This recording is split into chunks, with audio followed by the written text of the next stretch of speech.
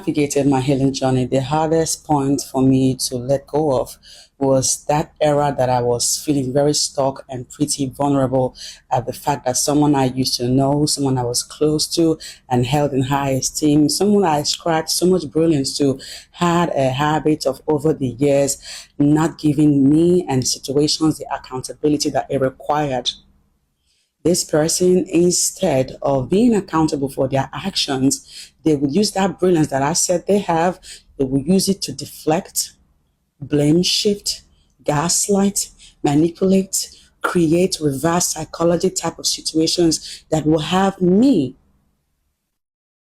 as the villain and them, the victim, in a situation that they created. And this pattern went on for so long, it was emotionally draining. And with time, it started to chip away at my self-esteem. It took a long while before I caught on with the jig that this fellow, they're never gonna be accountable. And so I had to detach. But even with the detachment, I kept processing internally. Why did this person do me dirty like this? Why did this person repeatedly insult my intelligence by lying and sabotaging and the emotional invalidation? While I was wallowing in that mud, that pity party mud, I stumbled on a quote that says that in order to completely heal, you have to take accountability for the role that you played in your own suffering. Did you hear me?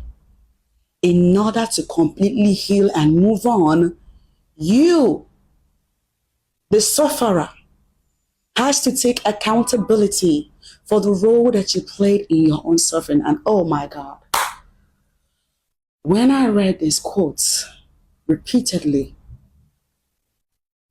it hit a nerve. It struck deep. And I found it to be so true, so relatable, so practical. Because when I placed it in context with my situationship with this fellow I'm talking about, it was very true. I've played a goddamn role in my suffering. How so? From the moment I met this fellow, there were a million red flags. Too many to have ignored. But then, number one, I was young, naive, I was foolish. And number two, three, or four, I have a heart so large, unconditional love so vast that people always have a way of translating my emotional strength for weakness. And then what do they do afterwards? Oh, they turn me into a doormat, drag me around like a fool. And this is a level of insecurity that for some of us, it stems from the kind of upbringing or society that we were raised, where we were bullied into silence or ignored, so much so that we had no choice but to work hard for attention. Even when we were in the right, we were forced to agree to be wrong just to let the peace.